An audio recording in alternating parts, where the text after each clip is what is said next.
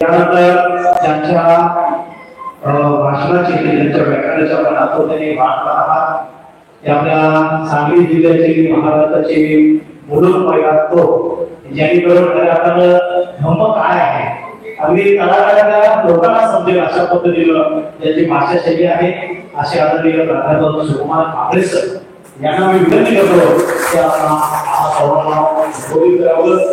सरांची अनेक व्याख्यानं करायचं आपण ऐकतो अनेक धर्मप्रजा अनेक लोक मिळाले अनेक ठिकाणी करायचं सरांना आपण ऐकले आहे. सध्या तर सरांना आता घर बसल्या आपण ऐकतोय युट्यूब चॅनल आपण पाहिलं तर तिथं सुकुमार कांबळे सरच आपल्याला दिसतात. असे आदरणीय प्राध्यापक सुकुमारजी कांबळे सर यांच्यासाठी जोरदार टाळ्या झाल्या पाहिजे. आदरणीय सरांना मी विनंती करतो. भगवान गौतम बुद्ध, महात्मा ज्योतिराव फुले, छत्रपती शाहू महाराज, डॉक्टर बाबासाहेब आंबेडकर, सत्यशोधक अण्णाभाऊ साठे या विचारांनी पहिल्यांदा वंदन करतो. आदरणीय भंते, आताच बोललेले आमचे मित्र गौतमपुत्र कांबळे, धम्मकीर्ती आणि बोधिसत्व डॉक्टर बाबासाहेब आंबेडकर बौद्ध संस्कार मंडळ अंकली त्याचे सर्व सदस्य आणि जमलेल्या बंधाने बघितले. खरं तर महिलांची संख्या सुरुवातीला होती ती आता कमी झालेली आहे. आता भोगीची भाजी आणलीच पाहिजे त्याच्यासाठी चुळबुळ मगाशी चालली होती. मी एक वेळेस अंकलीला गेलो होतो भाषणाला. लय जोरात माझं भाषण चालू होतं. बऱ्याच महिला अंकलीच्या आपल्या अनवाणी चालल्या होत्या. मी म्हणले अनवाणी का चालले तर ते देवाला चालल्यात. मग आज कसला देव तर नवरात्र आहे म्हणून. बरोबर ना. आमच्या समोर 5-50च आणि लोंढाचे लोंढ आमच्या महिलांचा नवरात्र. गौतमपुत्र कांबळे म्हटले की आपल्या काही चुका होतात का याचं सुद्धा आत्मपरीक्षण केलं पाहिजे. ते धम्मवाडीमध्ये जात सुद्धा अडथळा ठरला. धम्मवाडीमध्ये जात अडथळा ठरते मित्र. आणि जात जोपर्यंत तुम्ही सांभाळणार तोपर्यंत ही पालवी फुटणार आहे. जात हा समूह हिंदुत्वाशी संलग्न आहे. बुद्धात जात नाही. बुद्धात जात नाही. अलीकडे जे बौद्ध म्हणणारे ते सुद्धा रिव्हर्स होत चालले. त्याचे एकमेव कारण जातीतच आपण राहिल्यामुळे त्या पालव्या फुटत चाललेल्या आहेत. आणि धम्म किंवा हा देश बौद्ध व्हायचा असेल तर कागदावरली जात संपली पाहिजे. तिथं धम्म परिषद आहे पण कागदावर बौद्ध आहेत ते किती आहेत हा प्रश्न आहे. कागदावर बौद्ध होणं म्हणजे पुढच्या पिढीला दिशा देणार आहे. बाबासाहेबांनी धर्मांतर केलं. बाबासाहेबांनी जटा काढल्या नाहीत का? काढल्या. जटा निर्मूलन, अंधश्रद्धे निर्मूलन असली कामं बाबासाहेबांनी केलेली नाहीत. कारण का ते झाडाच्या फांद्या तोडण्यासारखं आहे. फांद्या तोडल्या तर पुन्हा पालवी फुटते. बाबासाहेबांनी मुळात ते हिंदुत्वाचं झाड उकडून टाकलं. बौद्ध वृक्ष लावलाय तुमच्या समोर. त्याला वाढवणं हे आपलं काम. 2 दिवसापूर्वी तर राणे येऊन गेले. निलेश राणे काय म्हणताय ते हिंदू राष्ट्र बनवायचं आहे. हिंदू राष्ट्र बनवायचं आहे. आणि पुणे करारातून जन्माला आलेलं खाडे काय म्हणते मिनी पाकिस्तान मध्ये मी आहे. बाबासाहेबांनी करार झाला त्यावेळेस म्हटलं ती राजकारणात चेन ऑफ चमचा तयार होतील. तो चमचा आहे. ही सगळी प्रक्रिया गौतमपुत्र कांबळे म्हणतात त्या अनुषंगानं लोकशाहीच्या विरोधात चाललेली आहे. ही प्रक्रिया हुकुमशाहीच्या विरोधात चाललेली आहे. हुकुमशाही एकटा असेल तर त्याला गोळी घालता येते पण समूहाच्या समूह म्हणतात की हा हिंदुस्थान करायचा आहे. कुणाला गोळ्या घालायच्या? त्याच्यावर पर्याय काय हे शोधलं पाहिजे. मी बौद्ध झालो. मातंगातून मी बौद्ध झालो. आणि माझ्या मुलीचं मी कास्ट व्हॅलिडिटीसाठी गेलो आणि पुण्याहून मला पत्र आलं की काही त्रुटी आहेत, येऊन जावा. त्यावेळेस कास्ट व्हॅलिडिटी जिथं काही प्रॉब्लेम झाला तर ते पुण्याला गेलो. मी तिथे गेलो तर तो अधिकारी म्हटला तुमचा नंबर चुकलाय. मी म्हटलं काय चुकले? सगळी कागद मागायची आहेत पण महाराजा नंबर टाकलाय म्हटलं, तेवढी दुरुस्ती आणा. आणि तो पुढे काय म्हणतोय, सर कशाला बुद्ध व्हायलाय? बौद्ध, तो अधिकारी बौद्ध, मी नाव सांगत नाही. तो काय म्हणतोय, कशाला बुद्ध व्हायलाय? केंद्रात बुद्धाला सवलती नाही. मला राग आला. मी हा सगळा विचार केलाय. लेका म्हटलं धुवायचं लोंबते काय विचारायचं नाही म्हटलं. असंच बोललो मी त्याला. तू बौद्ध आहेस ह्याच्यासाठी तुला बाल्टीमध्ये बसवलंय का? मी मांगातून बौद्ध झालो, खरं तर तू कौतुक करायला पाहिजे. मला सांगतोय तो की कशाला बुद्ध व्हायलाय, काय बुद्धाला सवलत आहे का? माझ्या बांधवानो, बाबासाहेबांनी धर्मांतर केलं त्यावेळेस असा प्रश्न विचारला होता तर बाबासाहेब म्हटले होते सवलती माझ्या खिशात आहे. म्हटले होते का ना? सवलतीसाठी मार, सवलतीसाठी मांग बंद केलं पाहिजे मित्र, तवा धम्म वाढणार आहे. ही जी जात आहे ती जात भारत बौद्ध होण्यामध्ये अडसर ठरत चाललेली आहे. ती नाकारणार आहात का नाही हा पहिला प्रश्न. पण आता सवलत कुठं राहिल्या, रिझर्वेशन कुठं राहिले? ही आमची शेवटची पिढी आहे गव्हर्नमेंटचा पगार घेणारी. सगळं खाजगी केलंय. डॉक्टर बाबासाहेब आंबेडकरांनी असा एक प्रस्ताव मांडला होता की या देशाची संपत्तीचं राष्ट्रीयकरण करा आणि ते संपत्तीचं राष्ट्रीयकरण केलं की त्याचं फेर वाटप करा. आणि जर त्याचं फेर वाटप झालं तर कागदावर जात लिहायची नाही, भारतीय लिहायचं.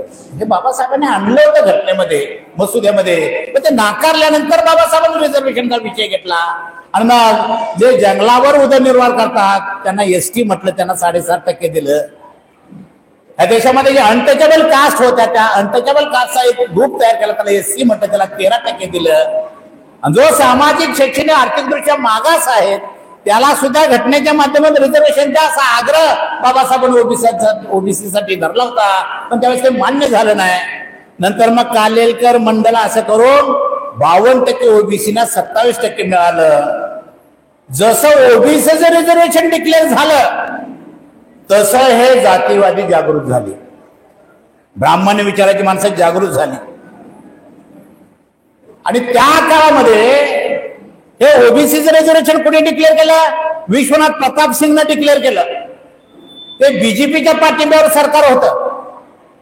आणि आता ओबीसीला 27%, एससीला 13%, एसटीला 7.5%, अल्पसंख्याक 10-12%. आणि मग हे सगळा गोतळा आणि ओपन मध्ये येणार. आमच्या मुलांनी काय खरा टाकायचा का हातात म्हणून हा विचार ब्राह्मणांच्या डोक्यात आला. आणि त्यांनी व्हीपीला सांगितलं, हे व्हीपी मंडलाला हात घालू नको. जर मंडलाला हात घातलास तर आम्ही राम मंदिर बाबरी मशीदला हात घालू. झाला की नाही वाटतो? व्हीपी म्हटले काय विषय? व्हीपी म्हटले काय विषय? अडवाणी म्हटलं आमचा राम बाबराच्या गाभाऱ्यात जन्माला आला आणि तिथंच झालं पाहिजे. वाद पेटला, भयानक वाद झाला. व्हीपी ऐकायला तयार नाही. आणि अडवाणीनं रामरथ यात्रा काढली की नाही? ती महाराष्ट्रात आली, कुणी अडवली नाही. पण बिहारचा लालू म्हटला, हे अडवाणी माझ्यात आलंस की बीडीच. हा शब्द अडवाणीने उचलला, बिहारच्या सीमेवर गेला. लालून अडवलं, अटक झाली. अडवाणीला आतूनच आदेश झाला की सरकार पाडा. बीजेपीने पाठिंबा काढून घेतला. कधी नव्हती ते 11 महिन्याचं सरकार पडलं. मी काय म्हणतोय, धम्माची सल्लग नाही, सरकार पडलं. आणि मग हे जागरूक झालेले ब्राह्मण्यवादी विचार करू लागले. 27% तर दिलंय ओबीसीला, हे आरक्षण रोखायचं कसं? आणि जर आरक्षण असंच राहिलं तर पुढच्या काळामध्ये आमच्या पोरांच्या हातात खराटा येणार आहे ही भीती आल्यामुळे त्यांनी मित्रांनो 92च्या दरम्यान खाजगीकरण स्वीकारले, गॅट करार स्वीकारलाय, उदारीकरण स्वीकारलंय, जागतिकीकरण स्वीकारलंय. समजून घ्या. हे जागतिकीकरण स्वीकारल्यामुळे आपलं आरक्षण गेलं, संपलंय आरक्षण. जातीचा विषयच नाही, जातीचं आरक्षण संपलेलं आहे, हे समजून घ्या. जातीला आरक्षण ठेवलेलं नाही. बॉम्ब तयार करणारा कारखाना खाजगीला गेला, तिथं कुठलं आरक्षण? आणि आरक्षणामध्ये खाजगीकरणामध्ये आरक्षणाची तरतूद नाही. काय खाजगीकरणामध्ये आरक्षणाची तरतूद नाही. बाबासाहेब आंबेडकरांनी घटना लिहिली, आरक्षण दिलं. देत असताना देशाच्या सगळ्या कंपन्या शासनाच्या मालकीच्या केल्या होत्या. वस्तू तयार करणारे सगळे कारखाने शासनाच्या मालकीचे केले होते. सगळ्या सुविधा शासनाच्या मालकीच्या केल्या होत्या. म्हणून पोरं शिकत होती, नोकरी लागत होती, सरकारी पगार घेत होती, रिटायर झाली तर पेन्शन घेत होती. म्हणून आपण बंगलन गाड्या उडवत होतो का नाही? खाजगी झाल्या, वस्तू तयार करणारे खाजगी झाले. खाजगीकरणामध्ये रिझर्वेशन नाही. आज बेकारांच्या फळ्याच्या फळ्या आपल्यामध्ये तयार झालेत का नाही? सगळ्या सुविधा खाजगी झाल्यात. काय सुविधा आहे तुमच्या? बँक तुमची सुविधा आहे, LIC तुमची सुविधा आहे, दवाखाना तुमची सुविधा आहे, रेल्वे तुमची सुविधा आहे, ST तुमची सुविधा आहे, विमान तुमची सुविधा आहे. सगळ्या सुविधा खाजगी झाल्या. खाजगीकरणामध्ये रिझर्वेशन नाही. आहे का रिझर्वेशन? आणि हे सगळं खाजगी झाल्यामुळे रिझर्वेशन संपलेलं आहे मित्रांनो. आता जातीसाठी काय तर रिझर्वेशन मिळेल म्हणून जात ठेवू नका. हे काय म्हणतोय बघा, जात ठेवू नका, कागदावर जात ठेवू नका. काय गरज काय? टॅलेंटला महत्व आहे, शिक्षणाला महत्व आहे. एक उदाहरण सांगतो. रिलायन्स मध्ये एक माणूस भरायचा होता. रिलायन्सला 200 कॉल काढले, त्यातनं 5 सिलेक्ट केले. खाजगीकरणाचा परिणाम सांगतोय. 5 लोकांना 2 महिने ट्रेनिंग दिलं आणि 1 सिलेक्ट झाला. कोण झाला? कौलापूरचा ढोर समाजाचा पोरगा सिलेक्ट झाला. बुद्धिमत्तेला, टॅलेंटला, शिक्षणाला महत्व आहे, जातीला महत्व आता नाही. समजून घ्या. आणि जात जर तुम्ही काढला, आज 3रे धम्म परिषद आहे, 4थ्या धम्म परिषदेला येताना सगळ्यांनी कागदाना मी कागदावर बौद्ध झालोय म्हणून म्हणा, कागदावर बौद्ध झाले म्हणून यायचंय. त्याचं कारण असं, तो राणे म्हणा की हिंदूंची संख्या म्हणून हिंदू राष्ट्र. वाक्य त्याचं, हिंदूंची संख्या देशात जास्त असल्यामुळे हिंदू राष्ट्र. जर आपण हा निर्णय घेतला तर संख्या कमी होईल का नाही? त्यांची होईल का नाही? त्याच्यात भरती आमची आहे. तो संख्या जास्त का म्हणतोय? त्याच्यात भरती आमची आहे म्हणते. आम्ही हिंदू म्हणून जास्त आहे. जर सगळ्या बहुजन समाजाने जर ठरवलं जात ना करून बौद्ध धर्म स्वीकारायचा तर अल्पसंख्याक जातील का नाही? ते जातील का नाही? आम्ही त्यांना बहुसंख्य बनवलंय. हा देश भारत, हा भारत म्हणजे काय? नकाशा नव्हे. 3.5% ब्राह्मण, 12.5% मराठा, 52% OBC, 13% SC, 7.5% ST, अल्पसंख्याक 10-12%. असा भारत आहे, असा भारत आहे का नाही? आणि अशा भारतातला 3.5% वर्ग आपल्यावर राज्य करतोय. 3.5% वर्ग आपल्यावर राज्य करतोय का नाही? आता कुणाचं राज्य आहे? 130, 40, 24 मराठा आमदार आहेत, पण मुख्यमंत्री कोण आहे? परुळच. ही संकल्पना डोक्यात घेऊन तुम्हाला जगलं पाहिजे. बाबासाहेबांना जो मताचा अधिकार दिला तो कशासाठी दिला? मत टाकण्यासाठी नुसता. आज नावाने माझी जमात राज्यकर्ते बनेल असं बाबासाहेब म्हटले होते. जमात म्हणजे राज्य नव्हे, जात नव्हे. जमात म्हणजे जात नव्हे. हे SC, ST, OBC, अल्पसंख्याक ह्या समूहाला बाबासाहेब जमात म्हटले. ह्या SC, ST, OBC लोकांना कळेल, त्या व्यवस्थेचे चटके बसतील, हिंदुत्वात ते नाकारतील. हे ब्राह्मण्यवाद नाकारल्यानंतर योग्य मार्ग कोणता, माणसाला माणूस पण देणारा मार्ग कोणता हे शोधायला जातील. त्यावेळेस या बहुजन समाजाला बौद्ध धर्म दिसेल. आणि ह्या देशातले 85% लोक जर बौद्ध झाली तर सरकार कुणाचं येईल? राणे म्हणेल का तसा? राणे म्हणेल का हिंदूंची संख्या जास्त आहे त्यावेळेस आम्ही अभिमानाने म्हणू हा देशात बौद्ध संख्येने जास्त आहे म्हणून भारत राहायला पाहिजे, ही मागणी आम्हाला करावी लागेल. त्या राणेंना सांगा, मोदीला सांगा, या सगळ्यांना सांगा, हिंदुस्थान झाला तर युद्ध ठरलेलं आहे. हिंदुस्थान झाला तर युद्ध ठरलेलं आहे. भारत विरोध हिंदुस्थान, हे युद्ध करावं लागेल. हिंदुस्थान जर झाला हा देश तर आम्ही ते मान्य करू का? बुद्धाचा धम्म शांततेचा जरी असला तर स्वसंरक्षणासाठी बुद्धांनी काही गोष्टी सांगितल्यात. काय हो, सांगितलं का नाही? स्वसंरक्षणासाठी हे जे काय खेळ चाललेले आहेत, शिकवायला लागलेत, हे सगळे स्वसंरक्षणासाठी बुद्धाचेच खेळ आहेत. बुद्ध म्हटले जाऊन कुणाला मारू नका, ती हिंसा होते. बुद्ध काय म्हटले, जाऊन कुणाला मारू नका, ती हिंसा होते. पण एखादा घरात तलवार घेऊन आला तर हात वर करून बसू नका. स्वसंरक्षणासाठी जर एखादा मर्डर झाला तर 302 मध्ये बाबासाहेबांनी घटनेत निर्दोष सोडलेला आहे. सोडले का नाही? घरात घुसले का आपल्या घरात? मी ख्रिश्चन लोकांना म्हणलं, अरे तुमच्या लय अन्याय चालल्यात. ते म्हटले ठिकाण मारलं की दुसरा गाल पुढे करायला सांगितलंय. अरे म्हटलं, त्याला आधीनं जळा तळ काढली तर त्याला शिवून समुद्रात मारून पुरला. ते अमेरिका ख्रिश्चन आहे का नाही? तुम्ही एकटे नाही माझ्या बांधवानो. ह्या जगामध्ये 3 नंबरचा बौद्ध राष्ट्र आहे. सगळे अपेक्षा करतात. मोदी कल्पना काय म्हटला? बाहेर गेला तर मोदी रामाचं नाव घेत नाही, बुद्धाचं नाव घ्यावं लागतंय. मी बुद्ध भूमीमधून आलो म्हणतात का नाही? एवढा व्यापक विचार बाबासाहेबांनी 56 ला तुम्हाला दिला असताना तरी सुद्धा मार, तरी सुद्धा मान, तरी सुद्धा ढोल, कधी नाकारणार आहे? मी कागदा बौद्ध का व्हा म्हणाले? पुढच्या पिढीत उगवणार नाही हिंदू धर्माचं काय, पालवी येणार नाही.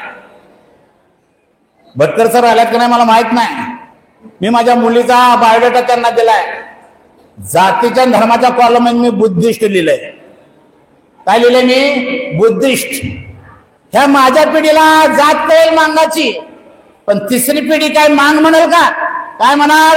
मी बौद्ध आहे म्हणेल का नाही? मी बौद्ध आहे. आणि बौद्ध म्हटलं की बौद्ध राष्ट्र त्याचं स्वागत करणार का नाही? आपलं म्हणणार, कवेट घेणार. परदेशात जाऊन महाराज म्हटल्या काय म्हणतील? जा परत. कागदावर बौद्ध होणं हा त्याच्यावर चांगला मार्ग आहे बौद्ध राष्ट्र बनवण्यासाठी. कारण का बाबासाहेब म्हटले आजगावमध्ये मला हा देश बौद्ध करायचा आहे. त्याच्यामध्ये जात अडथळा ठरली. बौद्ध होण्यामध्ये काय अडथळे आहे? त्याच्यात सर जात एक अडथळा आहे. त्याच्यावर चर्चा झाल्या पाहिजे. मी माझ्या लग्नाचा विषय कायम सांगतोय तुम्हाला. माझी लय अडचण आहे. मी असं स्पष्ट बोलल्यामुळे मांग सुद्धा लय ट्रोल करतात, मला लय बेकार बोलतात. पण मला वाईट वाटत नाही, कारण का ते त्यांचं अज्ञान आहे. महात्मा फुले सावित्री म्हणले शिकवायला जात त्यावेळेस दगड गोटा शेण मारायचे आहेत. फुले मॅडम म्हणायच्या, सावित्रीबाई म्हणाल्या, हो शिकवायला जा म्हणताय, मला शेण घाण मारतात, वाईट बोलतात. फुले म्हटले त्याच्यावर चिडू नको, ते त्यांचं अज्ञान आहे. जाताना एक्स्ट्रा साडी घे, येताना दुसरी साडी नेस, पण शिक्षण थांबवू नको. तशी अवस्था माझी झालेली आहे. हो दे ट्रोल, पण एक दिवस कळेल सुकुमार कांबळे बौद्ध काय झालं. ते जर कळालं तर टोटल देशातला महाराष्ट्राचा मान बौद्ध झाल्याशिवाय राहणार नाही. ही अपेक्षा घेऊन जगलं पाहिजे मित्रांनो. आज माझ्यामुळे महाराष्ट्राचा मातांग समाजी पोरं जय भीम म्हणून लागलेले आहेत. म्हणून लागलेत का नाही? तिथपर्यंत आल्यात, जरा पुढे येतील पुढच्या पिढीमध्ये. पण जात ठेवून जर तुम्ही पुढे गेला तर मग पुन्हा पालवी फुटणार आहे. आणि म्हणून उद्याची संक्रांत आहे, भोगी आहे. का उद्या हरभरच का खाय? दररोज खावा की. जर त्याचा फायदा असेल तर दररोज खावा की. पण ते सांगितलं ह्याच दिवशी हे खायचं. श्रावण महिन्यामध्ये मटण खायचं ना, अरे त्याच दिवशी मटण खायला पाहिजे. थंडीचे दिवस असतात, थंडीचे तर उष्णतेचे आहे, उष्णतेला मटणच चालतं. तो राणे काय म्हटला? कत्तलखाने बंद करा. आणि आंदोलन करणार आहे. कत्तलखाने बंद करा. हे काय त्याला देशाचा मालक झाला काय? कत्तलखाना आमचं खाद्य नाही. 120 प्रोडक्ट आहेत या देशामध्ये, त्याच्यामुळे तयार होतात. आणि 60,000 करोड रुपये त्या धंद्यातून भारताला मिळतात. तो आपला जो परदेशात पाठवलं तो मटण आहे, तो पाठवणारा ब्राह्मण आहे. मांगा मारायची कोणत्या झंझट नाही, तिथं कापायचंच काम आहे, पण पाठवायचं काम ब्राह्मण करतात. हे त्याला सांगितलं पाहिजे. बुद्धाने हे खावा ते खावा असं म्हटलेलं नाही, जो माणूस खातोय ते खावा. बौद्ध भिक्खू जर गेले, त्याच्या ह्या ताटामध्ये माणसं खातात ते टाकलं त्याने ते खायचंच. मी हेच खात नाही तेच खायचं नाही असं बौद्ध भिक्खूंनी म्हणायचं नाही. कारण काय, चीनला काय खायचं, आदिवासी मध्य भागात काय खायचं. बुद्ध म्हटले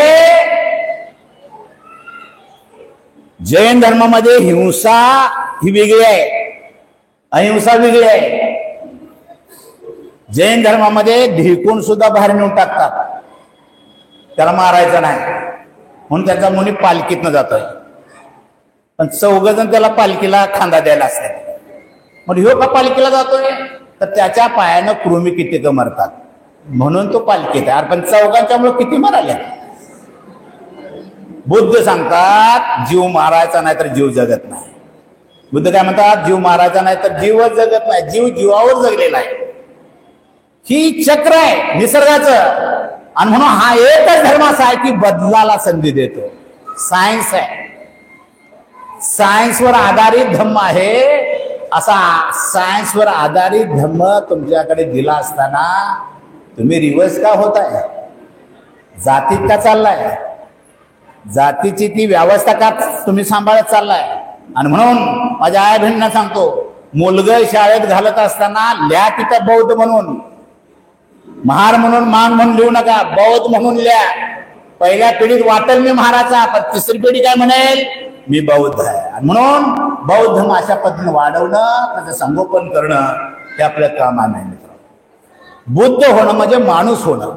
मला धम्मकीर्तीला सांगावंच वाटतं, त्याचं मी भाषण ऐकलं आज, त्यांनी बौद्ध भिक्खू झालं पाहिजे. अतिशय उत्कृष्ट, तुम्ही ते ऐकत नव्हता पण अतिशय बारकावे धम्मकीर्ती सांगत होते धम्मातले. हे बौद्ध भिक्खूचं काम आहे. आणि आपल्या भागामध्ये बौद्ध भिक्खू पण व्हायला तयार नाही.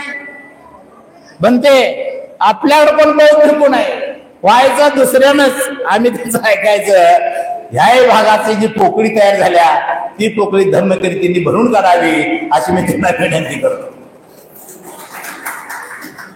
हे सगळं बारीक सारीक गोष्टीकडे लक्ष देऊन आपल्याला धम्म वाढवावं लागेल. बोलताना, खाताना, पिताना काय काळजी घेतली पाहिजे, काय वागलं पाहिजे, हे सगळं सांभाळत गेलं तर बौद्ध धर्म वाढणार आहे. म्हणून बाबासाहेबांना म्हटले ना, बौद्ध धर्म स्वीकारल्यानंतर बाबासाहेबांना प्रश्न विचारला होता, प्रत्येक धर्माचा माणूस पोशाखावरून ओळखला जातो. मुस्लिम पोशाखावरून ओळखला जातोय, शीख पोशाखावरून ओळखला जातोय, जैन ओळखला जातोय, बौद्ध कसा ओळखायचा. बाबासाहेब म्हणले बौद्ध वर्तनातून ओळखायचा, बौद्ध वर्तनातून ओळखायचा. आणि हे वर्तन कसं असावं हे पंचशीलामध्ये सांगितले, त्रिसरणमध्ये सांगितले, अष्टांगामध्ये सांगितले का नाही. वर्तन माणसाचं कसं असावं हे सांगणारे सगळे कौन आहेत मित्रांनो. पंचशीलमध्ये काय, मी दारू पिणार नाही, खोटा बोलणार नाही, चोरी करणार नाही, व्यभिचार करणार, हत्या करणार, हे पंचशील आहे. दारू पिणारे बौद्ध होऊ शकत नाही का, होऊ शकतो, होऊ शकतो.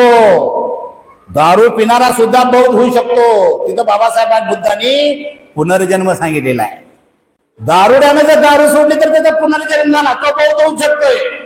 चोरानं चोरी करायचं सोडलं तर तो पुनर्जन्म झाला, तो बौद्ध होऊ शकतोय. वेश्येला सुद्धा बुद्धांनी बौद्ध धर्माची दीक्षा दिलेली आहे, दिले की नाही. तो मार्ग सोडला तो बौद्ध होऊ शकतोय.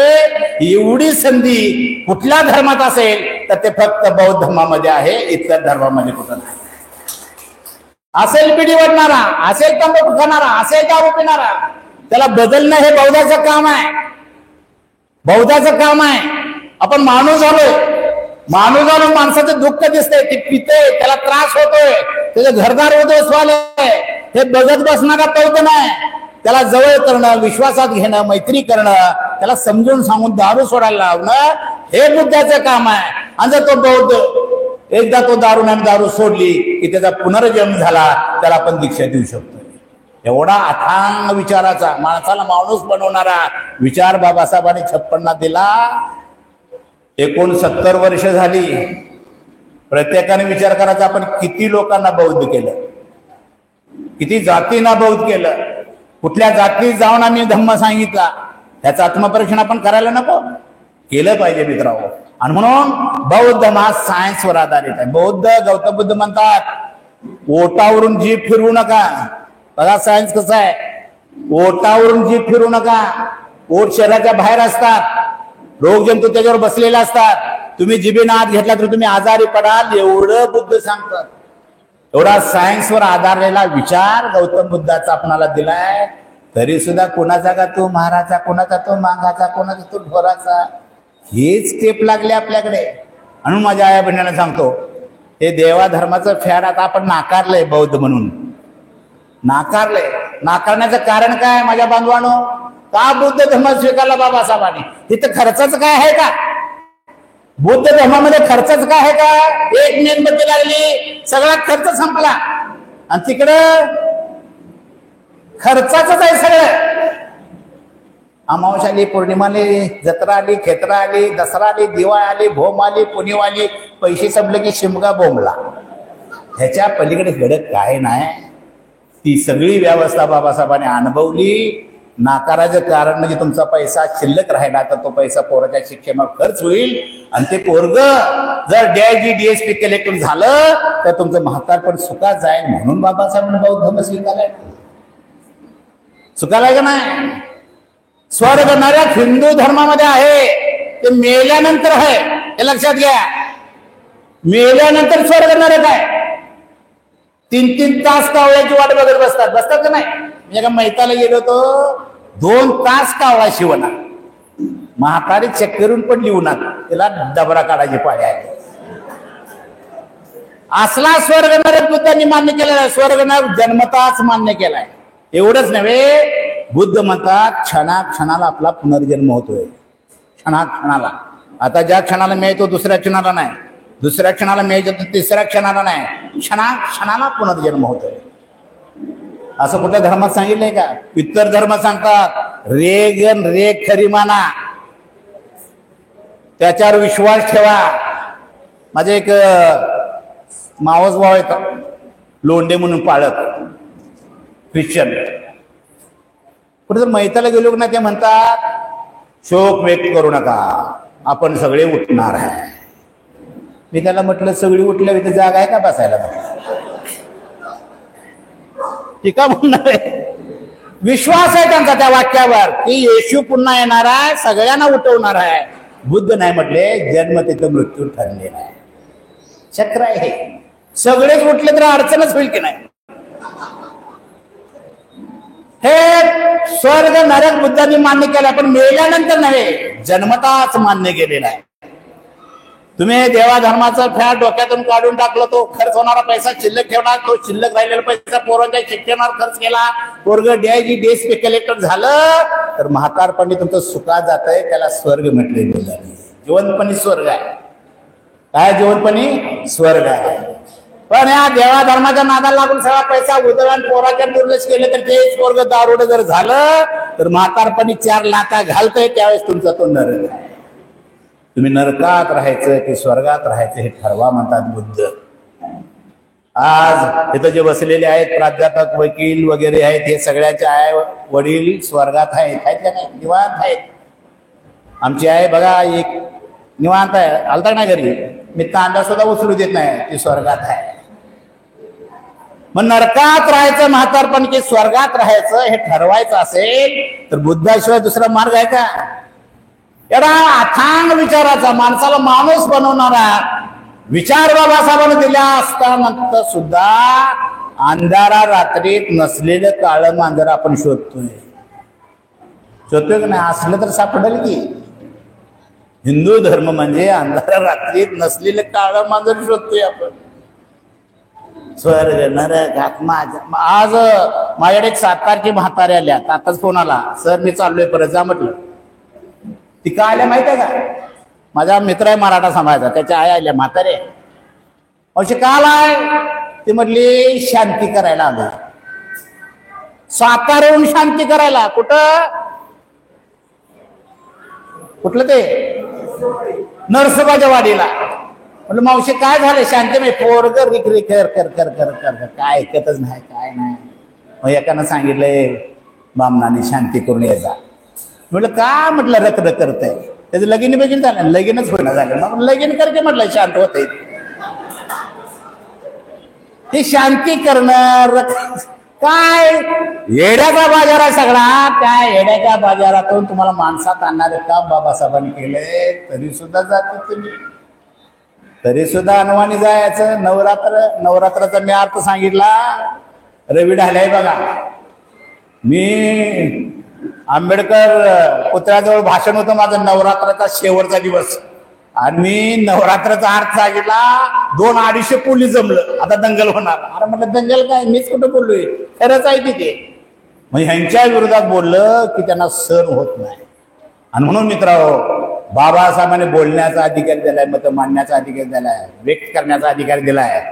कचकचत बोलू नका, जे सत्य आहे ते मांडा, धाडसानं बोललं पाहिजे की नाही.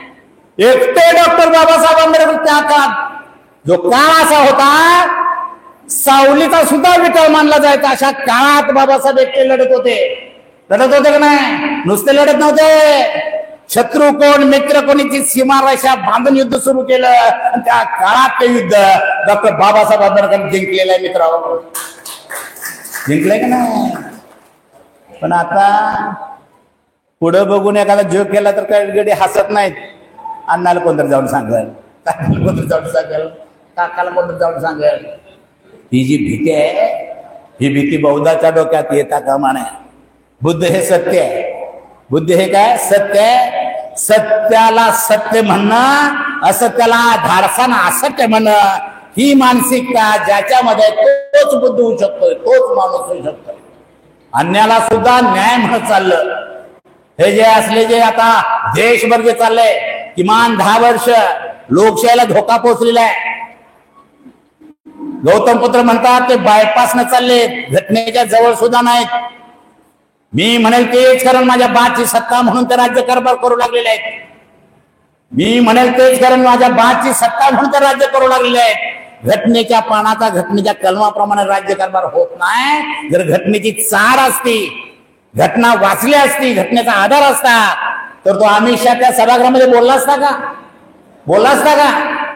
अरे घटनाकाराबद्दल बोलतोय तो, राग आला पाहिजे आपणाला. आंबेडकर आंबेडकर आंबेडकर असा जप लावण्यापेक्षा देवाचा धावा केला असता तर स्वर्ग प्राप्त झाला असता. हे म्हणण्याचं धाडस त्यानं घटना वाचलेली नाही. मी म्हणेल तेच माझ्या बाची सत्ता म्हणतो राज्यकारभार करतोय, अशा वक्तव्याचा सुद्धा तुम्हाला निषेध करावा लागेल. बौद्ध म्हणून, काय म्हणून? बौद्ध म्हणून. बौद्ध म्हणजे माणूस म्हणून.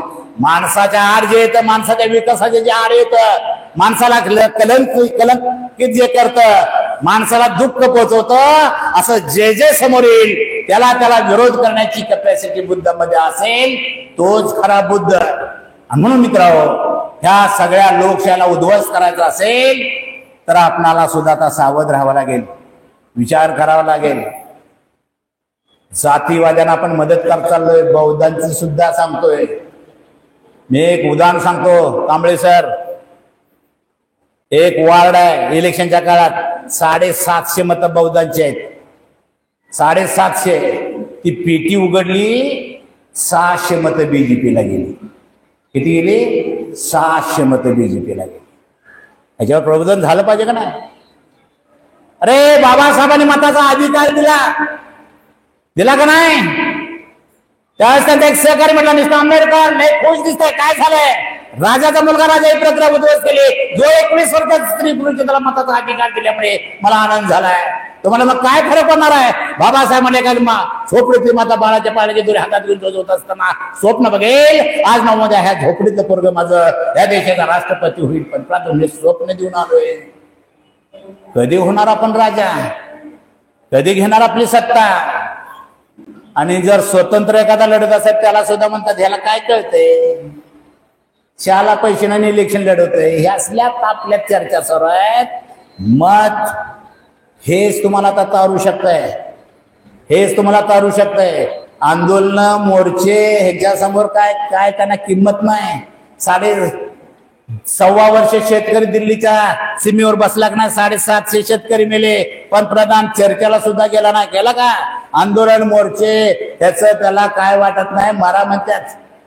आता एकच हत्यार तुमच्या हातात राहिले, मत. आणि त्या मताच्या आधारे हा देश आपण बुद्ध करू शकतोय. मतच हा देश बुद्ध करू शकतोय. करू शकतो का नाही? पण मताचं महत्व आम्हाला वाटत ना. कांबळे सर, लय वाईट अवस्था आहे खेड्यामध्ये. या जयसिंगपूरला इलेक्शनच्या काळात गेलो होतो आमच्या मावस बहिणीकडे. दादा म्हणे लय दिवसातून आलायस, बस मी मतदान करून येते. जाताना तिच्या पायात पंजान नव्हतं, अजिबात नव्हतं. येताना वाजवतच आहे. मी म्हटलं लवकर येते म्हणून वेळ का केला? पंजन कुठलं? 5,000 मताला मिळालं म्हणला. पंजनच घेऊन आले. ही बारीक गोष्ट मला वाटत असेल तर ती फार मोठी आहे, फार मोठी आहे. मत आपण अशा किरकोळ कारणासाठी देत चाललोय. विचार आपण बघायला झालाय, कोण चांगला कोण वाईट बघायला झालं. इलेक्शनच्या काळात आपलीच गर्दी धाब्यावर आहे का नाही? धाब्यावर कोण? आपलीच पोरं, आमचीच पोरं व्यसनीपणे चालले. धम्म परिषदेला तरुण येणं झालाय, विहारामध्ये तरुण येणं झालाय. किती तरुण आहे तिथं? येणं झाल्याच तरुणांना त्याने अक्षरशः गुंग केले. मताचं महत्व कळूच नाही. दारू, जुगार, मटका काय असेल ते त्याच्यामध्ये गुंग केलंय. आणि आमच्या महिलांनी धम्म परिषदेला येऊच नाही, सभेला येऊच नाही, ह्याची सुद्धा त्यांनी सोय केली आहे. टीव्हीच्या माध्यमातून केल्या का नाही? ते कुलकर्णी नावाची एक बाय आहे, नागपूरची बामणा. ती म्हटले तुम्ही किती बोंबला स्टेजवर, तुमच्या बायका आमच्याच ताब्यात आहे. लेख आला होता तिचा. घराघरात टीव्ही तर बदलणं मला की घर घर ठिकाणी सासरी कधी होती, पवित्र रिश्ता, रात्रीचा खेळ चालले, आई कुठं काय करते, पिंकीचा विजय असो.